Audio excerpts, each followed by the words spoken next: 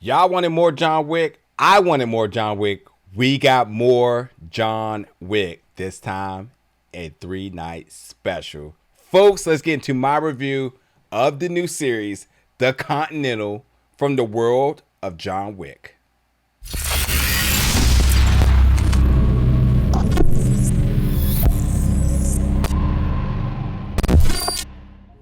What's up, everybody, and welcome back to the channel today for another review. And today we're going to be reviewing the new series, The Continental, from the world of John Wick, premiering on Peacock September 22nd with the first night, or the first episode. Night 2 airs September 29th, and night 3 October 6th. And I'm going to tell you right now, these 3 episodes are mini movies. They are over an hour each, and they bring it. The essence of everything you love about John Wick are here on your TV screen, streaming on Peacock. And I really enjoyed this. Let me just tell you right now, the theme, the opening credits, it's fire. So as soon as it even starts, you're just like, okay. And yes, because it is in the world of John Wick, because we are sort of going back a little bit and getting the origins of some of our favorite characters in Winston and Sharon, I just was so optimistic to see the story that will be told in this era. And like, we cover a lot, and there's so much I can talk about, and there's so much I can't, but I'm going to tell you that, like, this is a must watch. It's a no-brainer. It is fantastic. It has great action. It has great story.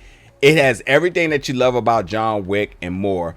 And I know for me, I'm just going to say, as a huge Lance Reddick fan, I was a little emotional because it doesn't matter who plays Sharon. I think of Lance. And I'm going to say that this actor who plays him, I think really not only captures the essence of the character, but also for like even captures the essence of Lance Reddick. I think like the continuity and knowing this was sort of the origin story, especially the origin story as we sort of understand Winston's and his bond over time. I thought it was such a fantastic job. And also, I have to give my respect and tip my hat off to the lead of the show, and Colin Woodell, because his portrayal of Winston also really takes us through the time to us seeing and understanding the Winston that we've seen over the years on the John Wick film. So there's that. And then you have Mel Gibson as Cormac. I'm going to tell you, and this may even be a hot take, this truly may be Mel Gibson's best performance in recent years. He is unhinged. He is savage. There's a lot of other words I can use, but this person, this Cormac is not to be played with.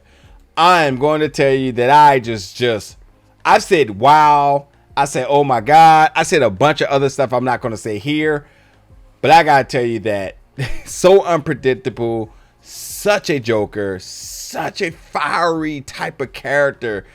Oh, you're not going to be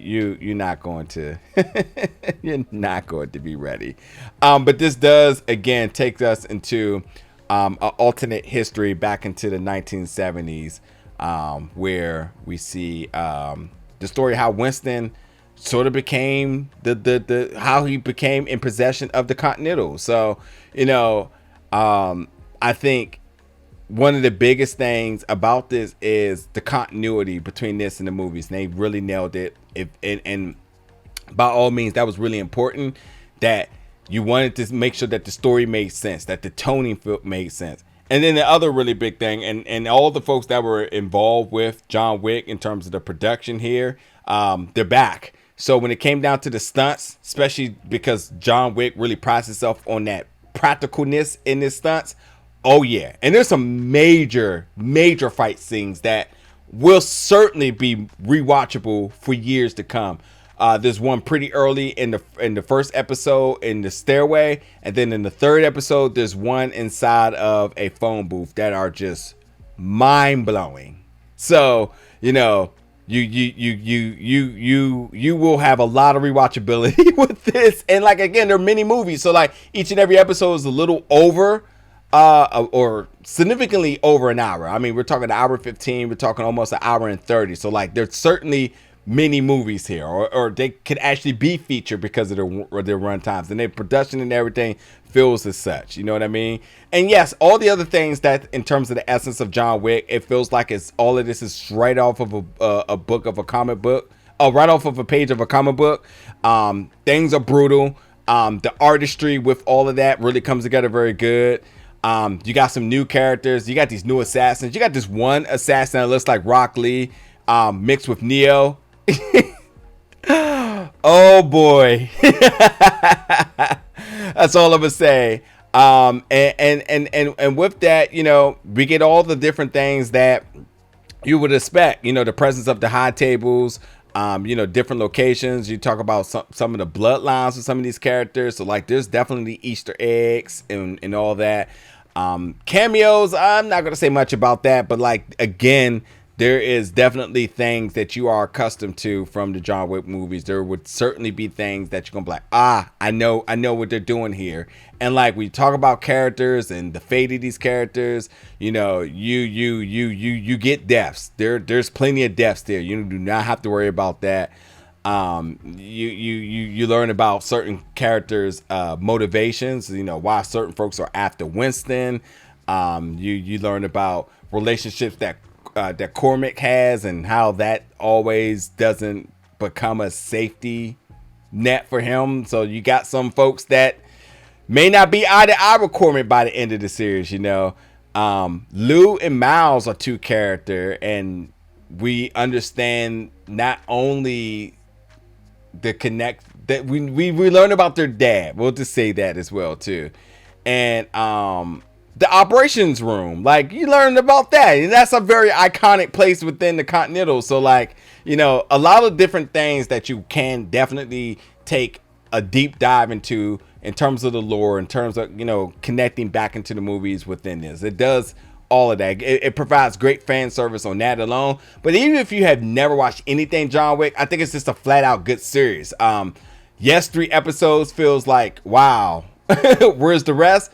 But they tell a good story within these 3 episodes. It's very well rounded. It's very well handled, up and down from the production, just the stunts, just everything. I just thought this was handled very, very, very good. I enjoyed this up and down the board here.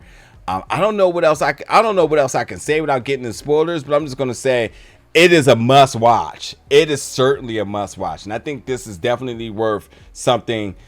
Coming back and really breaking down everything about it, because there's so much in it. Again, from just very, very, very, very well done fight sequences, and you know, really tapping into the psychology of these characters. You know, getting introduced to other characters, understanding like, you know, their connection to characters within the movies. It's a lot. And again, as I look at the run times, the first episode is an hour and 26 minutes. The second one is an hour and 19. The third one is an hour and 37. These are many movies, folks.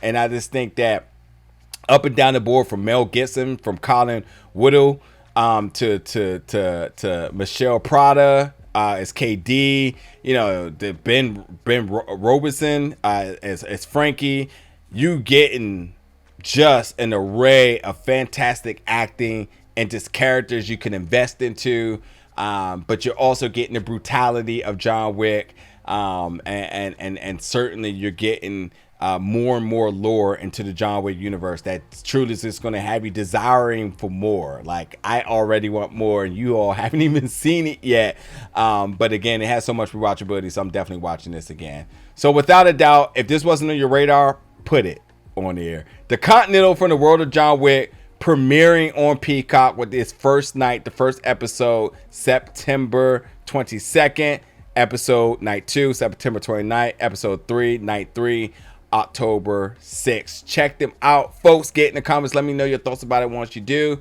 and as always, stick around for more reviews very soon.